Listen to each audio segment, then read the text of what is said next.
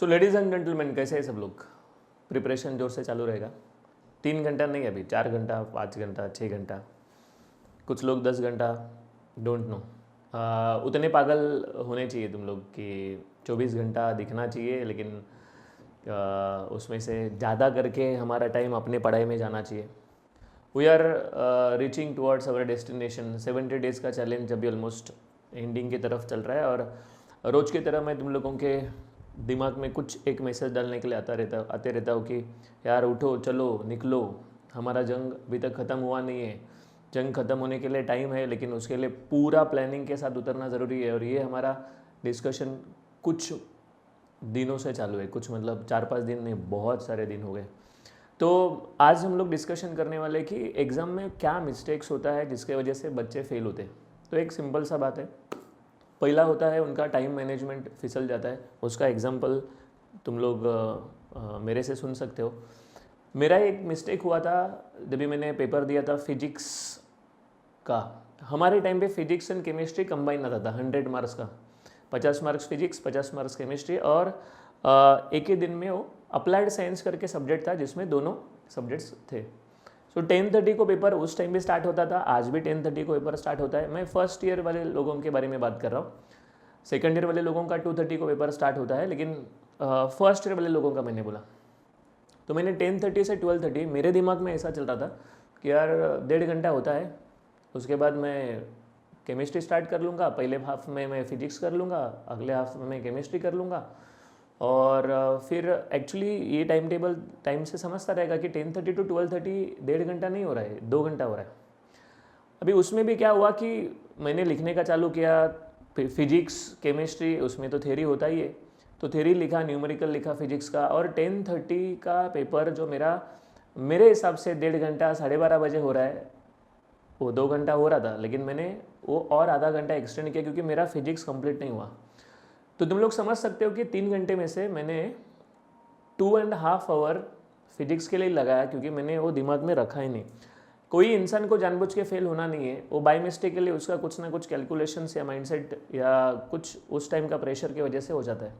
Last में half an hour बचा, chemistry का पेपर देखा तो सब कुछ आ रहा है, लेकिन टाइम ही नहीं है। 2 आंसर शीट्स रहता था, फिजिक्स का एक आंसर शीट, फिर दूसरा केमिस्ट्री का आंसर शीट।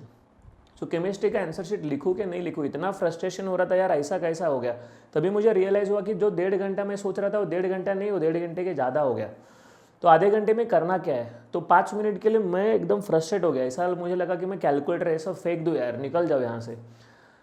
5 मिनट एकदम कोमा में गया, ऐसा लगा मुझे। बहुत प्रेशर, आजू बाजू वाले लोगों को देखा कि वो लोग लिख रहे हैं, और अप्लाइड साइंस में फेल होने का मतलब इज्जत निकाल के लेने के जैसा सिचुएशन।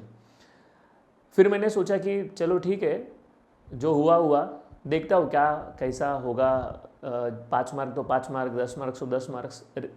खराब इस बात का लग रहा था कि केमिस्ट्री का भी बहुत कुछ आ रहा था, लेकिन टाइम मैनेजमेंट मेरा हुआ नहीं सही से, तो इसके वजह से मैंने केमिस्ट्री का खाली 15-20 मार्क का लिखा। मुझे ज़्यादा मार्क्स नहीं मिला, मुझे 100 में से 50 के आसपास कुछ मार्क्स मिला, और मैं निकल गया। लेकिन मैं बता रहा हूँ कि ये जो टाइम वाला फैक्टर है ना, ये आज भी मैं बच्चों को इसके लिए बोलता हूँ कि तुम लोग है ना, हर सब्जेक्ट, हर क्वेश्चन के लिए कुछ टाइम अलॉट करके रखो। जो क्वेश्चन स्टार्ट कर रहे हो तुम लोग, उसके लिए मैक्सिमम 20 मिनट का टाइम रखिए। Maximum 20 minute. 20 मिनट में मिला तो ठीक है, नहीं मिला तो ठीक है, आंसर मिला तो ठीक है, नहीं मिला तो कोई बात नहीं है। जगह छोड़िए, उसको कैंसिल मत करो। तुम लोग ने एक्सपीरियंस किया रहेगा कि जब भी बच्चा सॉल्व करता है 20-25 मिनट लेता है, उसको कैंसिल करके जब भी वापस सॉल्व करने के लिए जाता है ना, तो ये उसका फेल्यूर का एक रीज़न बन जाता है, क्योंकि ऑलरेडी 20-25 मिनट डाला हुआ है, और वापस उसमें 15-20 मिनट डालेगा, तो 40 मिनट्स में अगर एक क्वेश्चन सॉल्व कर रहे हो, this is clearly wrong decision.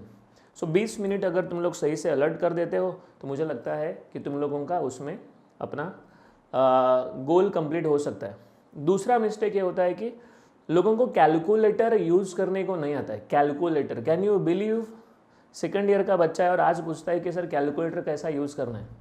This is something shameful thing कि मोबाइल खरीदी करते हैं और हम किसी को पूछने के लिए नहीं जाते कि कैसा मोबाइल हैंडल करना है। You become master in that. Reel बनाना है, एडिट करना है, क्या करना है, कैसा करना है, 50 एप्लीकेशंस तुम लोग तुरंत डाउनलोड कर लेते हो। लेकिन ये जो अपने काम का चीज़ है जिसके वजह से मेरा पास फेल डिसाइड हो रहा है, वो हमारा क्लियर नहीं है। तो कैलकुलेटर लोगों को इतना ज़बरदस्त आना चाहिए कि पूछो ही मत। और एक सीन कैलकुलेटर के बारे में, लोग एक हाथ है ना, एक हाथ से कैलकुलेटर बटन दबाते रहते हैं ऐसे एकदम आराम से। मैं उन बच्चों को क्या बोलता हूँ क्लासरूम में कि दूसरा हाथ तुम लोग ने क्या गिरवी रखा है क्या ठाकुर के पास? अच्छा ठाकुर जानते हो ना, वो शोले वाला ठाकुर बोल रहा हूँ मैं।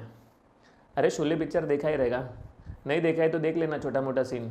शोले में एक ठाकुर करके एक इंसान है जिसको दोनों हाथ नहीं है।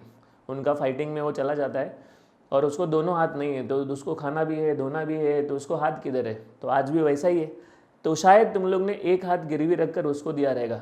What is my suggestion, calculator लो, फटाफट फटाफट फटाफट, नीचे नंबर देखने की जरूरत नहीं पड़नी चाहिए। जब भी तुम लोग मोबाइल पे मैसेज टाइप करते हो तो मोस्ट ऑफ द टाइम तुम लोग सही टाइप करते हो, कभी कभी एरर हो जाता है, लेकिन most of the time you find correct words.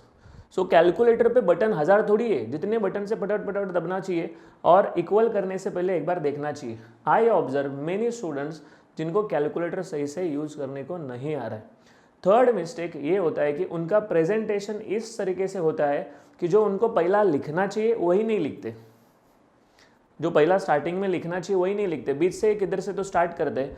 Paper check करने वाला इंसान, वो तुम लोग से एक्सपीरियंस है, उसको मालूम है कि कहाँ से स्टार्ट होना चाहिए।